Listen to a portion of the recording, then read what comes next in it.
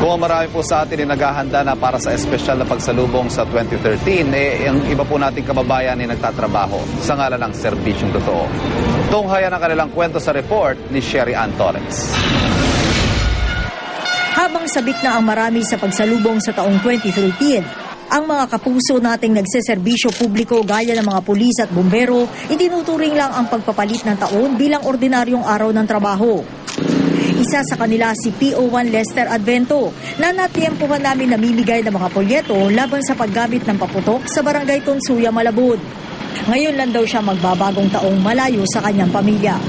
Mahirap din pero ito po yung pinili kong trabaho so kailangan ko po talagang panindigan.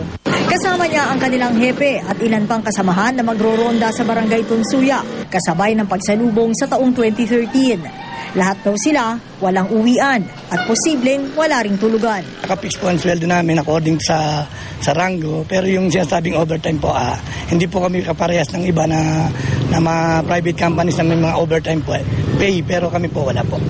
Sa Agham Fire Substation sa Quezon City, nakilala naman namin sina Fire Officer 1 Lorena Ragasa at Jojit Santiago, kapwa taga Bicol at isang taon pa lang sa serbisyo. Iniwan ni Ragasa ang trabaho sa munisipyo at pamilya sa probinsya kapalit ang pangarap na maging bumbero.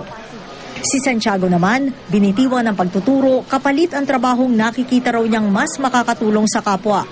Ito rin ang kauna-unahan nilang Pasko at Bagong Taon na nawalay sa kanilang pamilya. Kahit po, namimiss ko sila. Pero kung iniisip mo naman na makakatulong ka sa kapwa mo, tsaka tawag ng tungkulin, kailangan talaga mag-duty ka. Last year, kasama mo sila, nagse-celebrate, masaya kayo, tapos biglang ganito. Bali, tinatanggap na lang, may mga times talaga na iiyak ka dahil doon.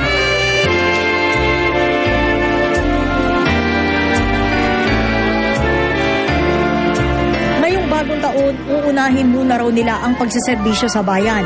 Pero malayo man, ang kanilang pamilya at mga mahal sa buhay pa rin daw ang kanilang nasa isipan. Sa pamilya ko, dapat inihiling ko na maging okay sila palagi kasi hindi ako lagi nasa feeling nila. Basta isipin na lang nila na yung ginagawa ko dito para sa kanilang lahat. Malalampasan din namin to. Salamat sa lahat sa pagmamahal at hindi ko sila kasama. Alam nila yun kung bakit nandito ako. Lalo na sa mga mahal ko.